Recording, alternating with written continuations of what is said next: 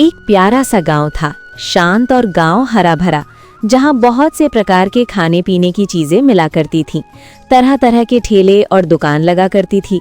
उसी गांव में कालू नाम का मटन चावल वाला रहता था, लेकिन ये अकेला ही नॉनवेज बेचा करता था। इस कारण वो अपने मटन चावल का दाम अपने मन से रखा करता था। भाई जल्दी से मेरे लिए एक प्लेट मटन चावल। ठीक है, लगा देता हूँ, लेकिन आज मटन चावल 250 रुपए है। भाई कल ही तो 200 रुपए थे, आज तुमने 250 कैसे कर दिया? भाई मैं अकेला यहाँ पे मटन चावल बेचता हूँ। अगर खाना है तो खाओ, नहीं तो दूसरे गांव जाके खा के आओ, पर यहाँ मेरे ग्राहकों को मत भड़काओ। एक तो इतना लूट मचा के रखे हो और ऊपर से बात करने की तमीज भी नहीं है। कालू का अकेले दुकान होने के कारण वो अपनी मनमानी करता था। हल्की हल्की गर्मी का महीना आ चुका था। एक लड़का थोड़ा उदास होकर चलते हुए आ रहा था। हे भगवान, मैं कहाँ जाऊँ, क्या करूँ? मेरे पास तो फूटी कौड़ी भी नहीं है और ऊपर से भूख लग रही है। मुझे क्या खबर थी कि मुझे एक दिन ऐसा भी देखना पड़ेगा। वो लड़का ऐसे ही चलते चलते एक गांव में पहुंचता है। पास में एक लड़का होता है। वो लड़का खेत में काम कर रहा होता है। भैया, क्या आप मुझे खाने को दे सकते हैं? मुझे बहुत देर से भूख लग रही है। अरे भाई, तुम तो बहुत थके हुए लग रहे हो। आओ आओ, पास के पेड़ के पास बैठते हैं। फिर क्या था, दोनों पास के पेड़ के पास बैठ जाते हैं। काम करने वाले का नाम था रोहन। रोहन बड़ा ही सीधा और सादा था। देखो भाई, मेरे पास दाल चावल है और माँ ने थोड़ी आलू की चटनी दी थी। तुम्हें अगर आपत्ति ना हो तो तुम ये खा सकते हो, मैं घर जाकर खा लूंगा। वो लड़का खाना देखकर खुश हो जाता है। अरे भाई, जो भी हो, मुझे तो बहुत भूख लग रही है। लाओ लाओ, जल्दी दो मुझे। वो लड़का जल्दी जल्दी दाल चावल और आलू की चटनी खाने लगता है। वो काफी देर से भूखा था, तो कुछ ही देर में सब खा जाता है। वैसे तुम तो इस गांव के नहीं लगते, कहाँ से आए हो तुम? और सबसे पहले ये बताओ, तुम्हारा नाम क्या है? राहुल नाम है मेरा, और फिलहाल तो अभी मेरा कोई नहीं है। और तुम्हारा बहुत बहुत धन्यवाद जो तुमने मुझे खाना खिलाया। वैसे भाई, तुम कपड़े से तो पढ़े लिखे लग रहे हो। आगे कहीं रहने की व्यवस्था है या नहीं? राहुल बिना कुछ सोचे सीधा बोलता है। अभी तो न मेरे पास रहने के लिए जगह है, ना ही खाने के लिए कुछ। अगर तुम अपने पास मुझे रख लो तो बहुत मदद हो जाएगी। मैं तो एक गरीब आदमी हूँ भाई, तुम्हें आपत्ति ना हो तो मैं अपना छोटे से घर में तुम्हें रख सकता हूँ, लेकिन हाँ, खाने के लिए तुम्हें ही कुछ काम करना पड़ेगा। दोनों इतनी बातें करते हुए रोहन के घर चले जाते हैं। रोहन का घर न पक्का मकान न कुछ, एक मिट्टी की झोपड़ी जैसा ही एक घर था। रोहन अपनी माँ के साथ रहा करता था। दोनों ही घर आ जाते हैं। तुम्हारे साथ ये कौन है? कहाँ से ले आए इसको? माँ, ये राहुल है। बेचारा बहुत भूखा था तो इसे मैं अपने साथ घर ले आया। वो सब तो ठीक है बेटा, लेकिन हमारे खुद के पास खाने के लिए सही से पैसे नहीं हैं। हम किसी और को क्या ही देंगे। इसके पास अभी रहने के लिए कुछ नहीं है, तो मैं इसे अपने घर ले आया। माँ, मैं मेहनत कर रहा हूँ ना, कोई मेहमान आया है, आप उनके सामने तो ये सब मत बोलो। राहुल उन दोनों की बातें सुनकर समझ गया था, इन लोगों की हालत बहुत ज्यादा खराब है। माँ, हम दोनों आ रहे हैं बाजार की तरफ से घूम के। फिर रोहन और राहुल अपने घर से निकल जाते हैं और बाजार की तरफ चलने लगते हैं। अरे भाई, तुम्हारी माँ ऐसी बातें क्यों कर रही थी? अगर तुम्हें रुपए की इतनी दिक्कत है तो तुम खेती किसानी क्यों कर रहे हो? अरे भाई, क्या बताऊं तुम्हें, एक समय पर मेरी माँ की बहुत ज्यादा तबीयत खराब हो गई थी, जिस कारण मुझे गांव के प्रधान से कुछ पैसे उधारी में लेना पड़ा और मैं वो पैसा चुका नहीं पाया, तो अभी प्रधान के खेत में ही काम करता हूँ। जितना उधारी लगा है वो मैं चुका रहा हूँ। रोहन की बातें सुनकर राहुल को सारा माजरा समझ आ जाता है। अरे तो तुम कुछ करते क्यों नहीं हो? इतने सारे लोग छोटे छोटे धंधे खोल के रखे हैं, तो तुम्हारा उससे काफी अच्छी कमाई हो जाएगी। ना ही मेरे पास इतने पैसे हैं और ना ही मैं इतना ज्यादा पढ़ा लिखा हूँ। जो कमाता हूँ उससे मैं और मेरी माँ खाकर अपना गुजारा करते हैं। बस सब छोड़ो, मैं तुम्हें गाँव घुमाता हूँ। फिर क्या था, दोनों गाँव घूमने लगते हैं। उस गाँव में तरह तरह की खाने की चीजें बिकती थी, लेकिन गांव में सबसे ज्यादा भीड़ रहती थी कालू की दुकान पर, क्योंकि वो अकेला ही गांव में मटन चावल वाला था। अरे रोहन, इसके यहाँ इतनी ज्यादा भीड़ क्यों लगी हुई है? क्या बेच रहा है ये, जिसको खाने के लिए गांव वाले भीड़ लगा के बैठे हैं? ये तो कालू की दुकान है। ये हमारे गांव में बहुत ज्यादा घमंडी किस्म का आदमी है। अकेला मटन और चावल बेचता है, जिसके कारण लोगों की भीड़ हमेशा रहती है इसके दुकान पर। अरे इतना ज्यादा मटन चावल पसंद है गाँव वालों को, तो किसी और ने ये दुकान क्यों नहीं खोली? कोई कैसे खोलेगा? ये जो कालू है बहुत ही ज्यादा घमंडी किस्म का आदमी है। अगर किसी ने हिम्मत करके चिकन या मटन की दुकान खोल भी लिया तो ये कुछ ना कुछ करवा कर उसको बंद ही करवा देता है। दोनों ऐसे ही बातें करके वहाँ से चले आते हैं। उसके बाद वो दोनों अपने घर चले आते हैं और अपने घर में खाना खाते समय, सुनो बेटा, महीना होने वाला है, कल तुम प्रधान से मिलकर आ जाना और कुछ पैसे भी उनसे ले आना। ठीक है माँ, कल मैं चला जाऊंगा और कुछ पैसे भी मांग लूंगा उनसे। तुमको अगर परेशानी ना हो तो क्या मैं कल तुम्हारे साथ जा सकता हूँ? ठीक है भाई, कल तुम भी मेरे साथ प्रधान से मिलकर आ जाना। फिर क्या था, रोहन और राहुल सो जाते हैं। कालू की दुकान पर भीड़ लगी हुई थी। लोग बड़े ही चाव से मटन और चावल खा रहे थे। भाई मटन चावल के साथ थोड़ा अचार और पापड़ मिल जाता ना, मजा ही आ जाता। ये क्या तुम्हारा घर समझे हो? 250 रुपए में तो तुमको मटन और चावल खिला रहा हूँ, ऊपर से तुम अचार और पापड़ मांग रहे हो। इधर सुबह सुबह दोनों प्रधान से मिलने के लिए उसके घर की तरफ निकल जाते हैं। आओ आओ रोहन, क्या हाल है? खेत का सारा काम तो कर दिया ना तुमने? हाँ प्रधान जी, काम तो मैंने अच्छी तरह से कर दिया है।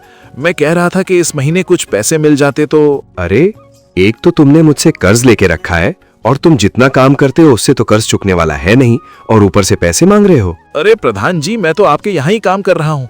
अब मैं इससे और ज्यादा पैसे कैसे कमा के आपका कर्ज चुकाऊंगा? अरे तुम बेवकूफ हो क्या? तुम्हारा ब्याज पे ब्याज लगाकर जितना तुमने उधार लिया था उतना तो फिर से हो गया है। मुझे नहीं लगता कि तुम कभी अपना कर्ज चुका पाओगे। साफ साफ सुन लो, अगर तूने 1 महीने के अंदर अपना कर्ज पूरी तरह से नहीं चुकाया तो मैं तेरा घर है, तेरा जमीन जो है, सब ले लूंगा। अरे प्रधान जी, मुझे माफ करना, मैं इतनी जल्दी आपका कर्ज कैसे चुका पाऊंगा? मुझे थोड़ा और समय दे दो। बहुत समय तुम्हें दे चुका हूँ रोहन, और नहीं, 1 महीना है तुम्हारे पास। तुम्हें जो करना है कर सकते हो, पर मुझे 1 महीने के अंदर पूरे 4 लाख रुपए चाहिए। फिर क्या था, रोहन वहां से उदास होकर चला। अरे भाई तू उदास मत हो, सब ठीक हो जाएगा। कैसे ठीक होगा भाई? मैं इतने पैसे कहाँ से लाऊंगा? मैं तो बस खेती करता हूँ। खेती करके तो इतना पैसे नहीं कमा सकते, हमको कुछ और धंधा करना पड़ेगा। देख, मेरे पास एक आइडिया है। मैं जब से आया हूँ देख रहा हूँ तेरे गांव में मटन और चावल वाले के ठेले पे बहुत ज्यादा भीड़ है। अगर हम कुछ करके भी मटन चावल का दुकान खोलेंगे तो भी वो कालू बंद करवा देगा। अरे हम कॉपी करेंगे तब ना बंद करवाएगा। वो तो बहुत ज्यादा महंगा बेच रहा है अपना मटन चावल, लोग खा नहीं पा रहे हैं और बहुत सारे ग्राहक बिना खाए चले जा रहे हैं। ऊपर से एक ही का दुकान है। हाँ हाँ, तो तेरे दिमाग में क्या चल रहा है? जल्दी जल्दी बोल। मटन पाव मसाला, मटन के साथ पाव भाजी, ये तो किसी ने सुना भी नहीं होगा। वाह भाई वाह, तेरा दिमाग तो बड़ा तेज चलता है। मटन के साथ पाव भाजी, गांव में इतना मटन खाते हैं। हमारा भी एक दुकान हो जाएगा तो हम बहुत कमाई करेंगे और जल्दी प्रधान का सारा कर्जा चुका देंगे। तो फिर पक्का हो गया, अब कल से ही हम मटन पाव मसाला बेचेंगे। हमारा ठेला इस गांव का सबसे खास ठेला बनेगा। लेकिन भाई, हमारे पास इतना पैसे कहाँ से आएंगे? ठेला खरीदना है, सामान खरीदना है, कहाँ से आएगा इतना रुपया? तो चिंता मत कर, मेरे पास एक सोने की अंगूठी है, इसे बेच देंगे तो आराम से सब सामान आ जाएगा। फिर राहुल ने अपनी सोने की अंगूठी निकालकर रोहन को दिखाई। अरे, तेरे पास सोने की अंगूठी कहाँ से आई? देख भाई, उसके बारे में तो मत सोच, ये मेरा है। इसको बेचते हैं सोने की दुकान पर और फिर सामान लेके काम चालू करते हैं। दोनों दोस्तों की आंखों में बस अब एक ही सपना था, अपना ठेला, अपना हट के रेसिपी और प्रधान का सारा ब्याज चुकाना। दोनों ने बस पकड़ी और निकल गए सोने की अंगूठी को बेचने। जल्द ही वो गांव में पहुंच जाते हैं। फौरन सोने की दुकान पर जाते हैं और सोने की अंगूठी को बेच देते हैं और उससे जितना भी पैसे मिलते हैं, पैसों से बाजार जाकर मटन और पाव लेकर अपने घर पर आ जाते हैं।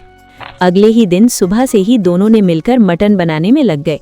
मटन, मसाले, तेल सबको अच्छे से मिलाकर उसे पकाने लगते हैं। कुछ ही देर में उनका मटन पाव मसाला बनकर तैयार हो गया। अरे भाई, क्या ही स्वादिष्ट बना है। मैं तो अपने जीवन में पहली बार मटन पाव मसाला खा रहा हूँ। मन कर रहा है सभी खा जाऊं। खा लेना, पहले बेच तो देते हैं, जितना बचेगा आखिरी में तू ही खा लेना। दोनों ने जल्दी से अपना ठेला सजाया और गांव के चौराहे पर अपना ठेला लेकर पहुंच जाते हैं। आओ भाई आओ, मटन पाव भाजी मसाला, मटन के साथ पाव भाजी मिलेगा। राहुल की बातें सुनकर गांव वाले रुक रुक कर देखने लगते हैं और मटन का नाम सुनकर सब लोग उसके ठेले पर आने लगते हैं। अरे भाई, पहली बार सुन रहा हूँ मैं पाव भाजी में मटन। अरे गांव में तो एक ही मटन चावल का दुकान है, वो भी बहुत महंगा देता है। तुम लोग बताओ कितने में बेच रहे हो एक प्लेट? भैया बस एक प्लेट का 75 रुपीज। आप अगर 2 प्लेट खाओगे तो पेट भी भर जाएगा। अरे वाह भाई, फिर लगाओ हम दोनों के लिए एक एक प्लेट। दोनों दोस्तों ने झटपट प्लेट तैयार की और उनको दे दिया। वो दोनों खाने लगते हैं। अरे वाह भाई, मटन और पाव भाजी का जो मेल है, मजा ही आ रहा है। उसकी बातें सुनकर आसपास खड़े लोग भी आने लगते हैं। थोड़ी देर में ही उसके ठेले पर भीड़ लग जाती है। भाई मुझे तो 2 प्लेट दे दो। शाम तक ठेला पूरी तरह खाली हो गया। मेरे लिए तो कुछ भी नहीं बचा, सब बिक गया। आज कमाई तो हुई है ना, कल सुबह तुम सबसे पहले खा लेना, फिर बेचेंगे। बाजार में हलचल मची हुई थी, लेकिन सबसे ज्यादा भीड़ राहुल और रोहन के मटन पाव मसाला के ठेले पर लगी हुई थी। वहां खड़े लोग मटन पाव मसाला का स्वाद ले रहे थे और ये बात सामने के कालू को खोटी आंख नहीं सुहा रही थी। इतना अच्छा खासा मेरा काम चल रहा था, ये मेरा धंधा चलने नहीं देगा और अपना खुद का मटन पाव मसाला का दुकान लगा लिया है। आखिर कालू को तो पता चलना ही था। कालू गुस्से से रोहन के ठेले पर जाता है। क्या जादू किया रे तूने इन मटन पाव में जो सब तेरे ठेले के पास आ रहे हैं? हमारे मटन चावल फीके पड़ गए क्या? मेहनत और सफाई से बनाए खाने में ही असली स्वाद होता है कालू भैया। हमारे मटन पाव मसाला में कोई जादू वादू नहीं है, ये तो बस तुमसे 2 गुना कम दाम में मिल रहा है, मात्र 75 रुपीज में। इसीलिए ही लोग आ रहे हैं। तुम भी अपना लालच कम करके अपना मटन चावल का दाम कम रखो, लोग क्यों नहीं जाएंगे। अबे तू बहुत उछल रहा है। रोहन, इस नए छोरे को समझा दे, जल्दी तुम दोनों का ठेला उठवा दूंगा यहाँ से मैं। अगर ईमानदारी से कुछ नहीं कर सकते तो कम से कम किसी की मेहनत बिगाड़ने की कोशिश मत करो कालू भैया। कालू गुस्से में भुनभुनाता हुआ अपनी दुकान पर चला गया।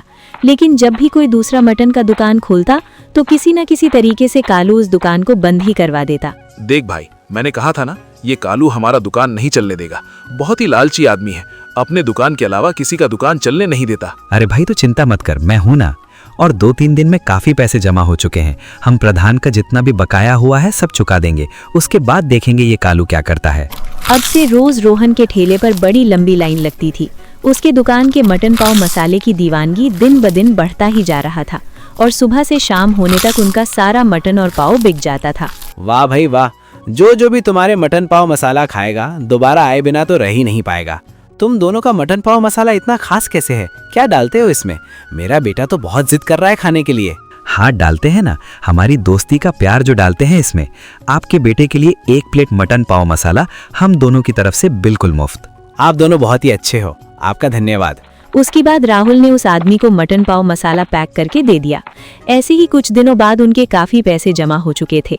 सुनो भाई, पैसे काफी जमा हो चुके हैं, अब हम जाके प्रधान का सारा बकाया चुका देते हैं। सही कह रहा है भाई, चलते हैं, प्रधान के सारे पैसे उसको दे देते हैं। बड़ा चौड़े में बातें कर रहा था, हम इतनी जल्दी उसका पैसा चुका देंगे वो तो हैरान हो जाएगा। फिर क्या था, दोनों दोस्त निकल जाते हैं पैसे लेकर प्रधान के घर की ओर। आओ तुम दोनों, तुम्हारे मटन पाव मसाला के बारे में बहुत सुना हूँ, पूरे गांव में धमाल ही मचा दिया है। हाँ मुखिया जी, इसीलिए आपका कर्जा चुकाने आए थे। ये लीजिए पूरे पैसे ब्याज के साथ। हम दोनों ने दिन रात मेहनत करके ये पैसा जुटाया है। क्या मटन पाव मसाला में इतनी ज्यादा कमाई हो रही है? इतनी क्या जल्दी थी बेटा, आराम से चुका देते। उसकी बातें सुनकर राहुल मन ही मन मुस्कुरा रहा था। कैसे हालात देखकर हर किसी का मन बदल जाता है। उसी दिन पहले तो बड़ा ही गुस्से में बात कर रहा था। रोहन और राहुल आज बड़े ही खुश थे क्योंकि उन्होंने आज अपनी मेहनत से सारा कर्जा चुका दिया था।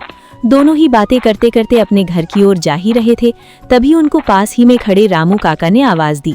उनकी आंखों में गहरी समझदारी छलक रही। और बता रोहन बेटा, तेरा धंधा तो बढ़िया चल रहा है ना? हाँ काका, आपका आशीर्वाद है बस। लेकिन याद रख बेटा, हर चमकती हुई चीज सोना नहीं होती और हर कामयाबी के पीछे बुरी नजरें भी लगी रहती हैं।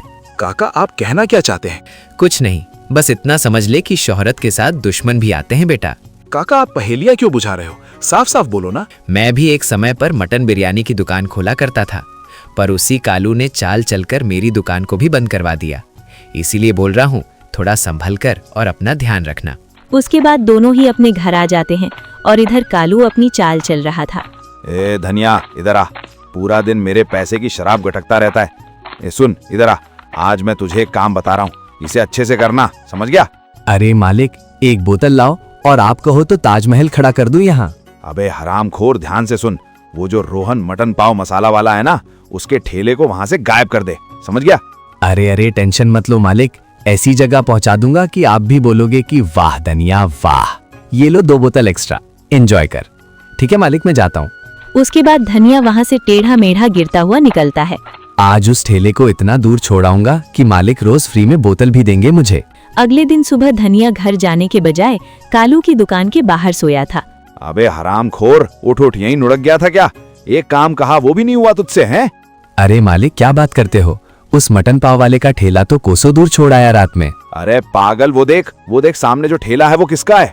अरे गलती मेरी ही है, जो एक शराबी से काम लेना चाह रहा था। चल भाग यहाँ से, चल। और इधर राहुल और रोहन के ठेले पर काफी भीड़ लगी हुई थी। एक रात का समय था, बाजार की चहल पहल धीरे धीरे खत्म हो रही थी। ज्यादातर दुकानें बंद हो चुकी थी, लेकिन कालू की आंखों में एक अलग ही चमक थी। वो अपनी दुकान बंद कर चुका था, लेकिन उसकी असली चाल अब शुरू होनी थी। तेरे मटन पाव मसाला का नाम मैं मिट्टी में कैसे मिलाता हूँ देख। बड़ा आया मटन बेचने वाला। वो इधर उधर देखता है कि कोई उसे देख तो नहीं रहा, फिर दबे पांव राहुल और रोहन के ठेले की ओर बढ़ता है। दूसरी ओर दोनों काफी खुश थे। ऐसा ही चलता रहा तो भाई हम अपना एक ढाबा खोल लेंगे और ढाबे का हम एक बड़ा सा नाम रखेंगे, राहुल और रोहन का मटन वड़ा पाव। देखो बेटा, दुकान अच्छी चले या ना चले, पर कभी भी अपने मन में लालच मत लाना। दुकान हमेशा ईमानदारी और मेहनत से चलती है। दोनों ने अपनी माँ की बातें सुनकर सर हिलाया। अगले दिन दोनों का ठेला बाजार में लगा था। हमेशा की तरह भीड़ उमड़ने लगी थी, लेकिन तभी कुछ ऐसा हुआ जिससे माहौल पूरी तरह बदल गया। तभी पुलिस के कुछ लोग उसके ठेले पर आए। हाँ जी भाई, मैं अली खान। हमें एक शिकायत मिली है कि तेरे मटन पाव में कुछ गड़बड़ है। सर आप क्या कह रहे हैं? ऐसा तो कुछ नहीं है। तभी कालू कहता है, अरे इंस्पेक्टर साहब, हमने भी सुना है कि इसकी दुकान पर कुछ गड़बड़ हो रही है, आप खुद ही देख लो। अरे ये झूठ बोल रहा है, हमारी दुकान में कभी कुछ गलत नहीं हुआ। इंस्पेक्टर साहब, ये जरूर किसी की साजिश है। जब तक जांच नहीं होती कुछ नहीं कह सकते। हमें ठेले की पूरी तलाशी लेनी होगी। ठीक है सर, आप आराम से तलाशी कर लीजिए। हम कुछ गलत नहीं करते तो क्यों डरें? हाँ ठीक है, तुम सब पीछे हट जाओ। ये देखकर बाजार में हलचल मच गई। सबके चेहरे पर हैरानी और बेचैनी थी, लेकिन रोहन को अपनी मेहनत पर पूरा भरोसा था। इंस्पेक्टर अली खान ने ठेले की तलाशी शुरू की। लोग जमा होकर ये सब देख रहे थे। तभी अचानक एक पैकेट बरामद हुआ जिसमें कुछ संदिग्ध पदार्थ थे। ये सब क्या है भाई? मुझे नहीं पता इंस्पेक्टर साहब, मैं कभी कोई गलत चीज नहीं बेचता। ये यहाँ कैसे आया मुझे नहीं पता। ओ, अब समझ में आया, इसीलिए तेरे मटन पाव इतने मशहूर थे। हाँ देखो भाई, देखो सभी देखो। ये सब देखकर राहुल को गुस्सा आ गया। वो कालू की तरफ उंगली उठाते हुए कहने लगा, तो बहुत नीच आदमी है। ये सब तेरी ही साजिश है, क्योंकि तेरा दुकान जो नहीं चल रहा था। अरे उल्टा चोर कोतवाल को डांटे, खुद मिलावट कर रहा है, अब इल्जाम मेरे ऊपर डाल रहा है। तभी उनके बीच प्रधान खड़ा हुआ था। वो भी कहने लगा, हाँ भाई, इसीलिए तो 1 महीना पहले ही मेरा सारा बकाया चुका दिया। जिसके पास फूटी कौड़ी नहीं थी वो अपना ठेला कैसे खड़ा कर लिया और साथ ही इतनी ज्यादा बिक्री भी कर ली। ये सब सुनकर गांव वाले आपस में बातें करने लगते हैं। तभी अचानक से राहुल कहता है। सभी की नजरें राहुल पर टिक गईं। अब इसे क्या बताए भाई, ये झूठ बोल रहा है। हाँ भाई, क्या जानते हो तुम, बताओ। अब मेरे पास कोई चारा नहीं है। उसके बाद राहुल ने अपनी जेब से एक कार्ड निकाला और इंस्पेक्टर अली खान को दे दिया। इंस्पेक्टर ने उसे पढ़ा और चौंक गया। हाँ, ताज होटल का मालिक राहुल मल्होत्रा, क्या तुम नागेंद्र मल्होत्रा के बेटे हो? क्या तुम सच में होटल के मालिक हो? ये सब सुनकर पूरा गांव हैरान हो जाता है। सबसे ज्यादा तो रोहन हैरान था। ये इतना बड़ा होटल का मालिक यहाँ गांव में आकर ठेला क्यों लगा रहा है? ये झूठ बोल रहा है, वरना ये गांव में आके ठेला क्यों लगा रहा था? कार्ड नकली बनवा के ले आया होगा। तभी अचानक से उस गांव में एक गाड़ी आई और उस गाड़ी में से निकलते हैं एक आदमी नागेंद्र मल्होत्रा। उसको देखकर सब चौंक जाते हैं और उनको भी थोड़ा थोड़ा यकीन होने लगता है।